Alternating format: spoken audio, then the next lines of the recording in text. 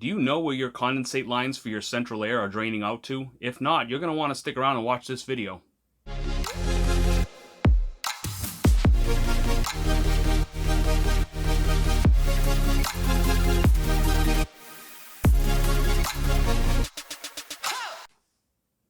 Hey guys, my name is Jason, and I'm going to share with you the disaster I had with my central air condensate drain lines that I had in my basement.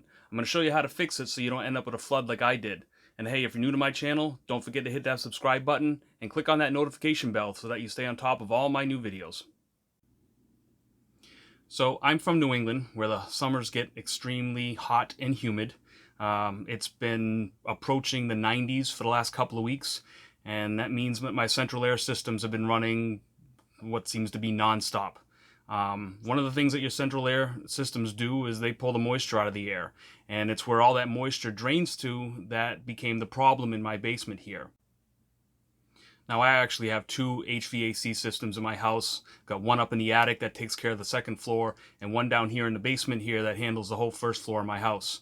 Now, they both terminate in the same room here that I'm in, my utility room, and you can see here that they both terminate into the slab. And that's basically the problem that I ran into. For the most part, these systems are only producing a small amount of water or condensate at a time. And the way that my system was designed, it should be able to handle it. But when your systems are running, non-stop, for a couple of weeks during a heat wave, the amount of water that comes out of these condensate drains can be quite surprising. In fact, while I was dealing with finding a pump to fix my problem, I had put a bucket underneath the pipe to catch all of the condensate. And in a matter of one day, I was filling a 5-gallon bucket. So you can imagine that, a couple of weeks of this HVAC running, constantly, draining 5 gallons at a time into this one little spot under the slab, you can see that the ground became a little oversaturated and, created the flooding that I had.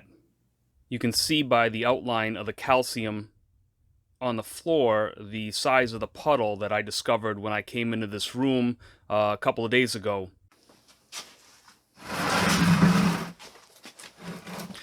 Alright, so what I'm going to do to fix this problem is basically I'm going to redirect my condensate drain pipe to flow inside this condensate pump. I picked this up locally at a big box home improvement store. Real simple concept here. Basically, the water just drains down into a pan that's built in the bottom of these pumps.